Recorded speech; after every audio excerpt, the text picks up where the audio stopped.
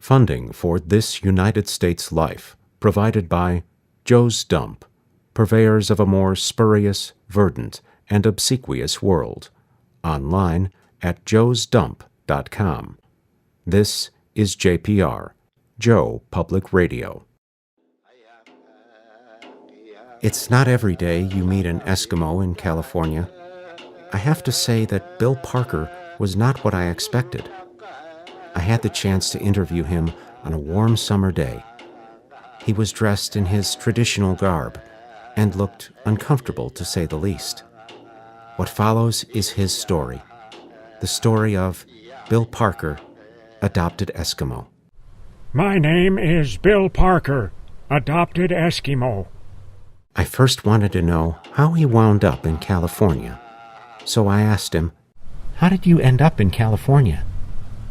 Times were hard for my adopted family when we first moved from the frozen tundra to the balmy grasslands of Glendale.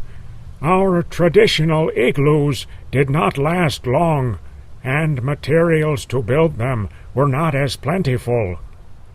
I then wondered how they were able to earn a living in this strange new land, so I queried, "How were you able to earn a living in this strange new land?"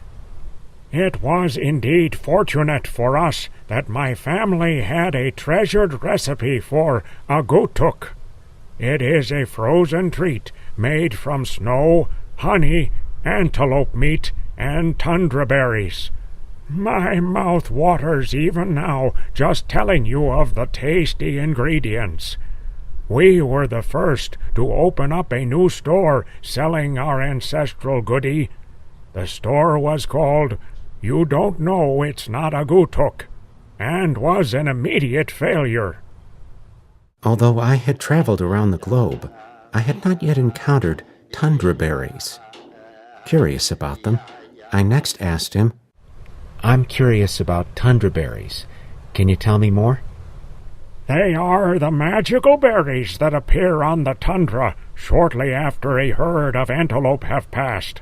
I would gather them and eat them with glee, while my family joyously laughed. Ah, memories of the halcyon years of youth. My time with Bill Parker, adopted Eskimo, had come to an end. I wished him a fond farewell and watched as his team of sled dogs dragged him across the asphalt parking lot to his little agutuk shop in the foothills of Glendale, California. Next time on This United States Life, the rarely discussed phenomenon of the werewolves of Somalia.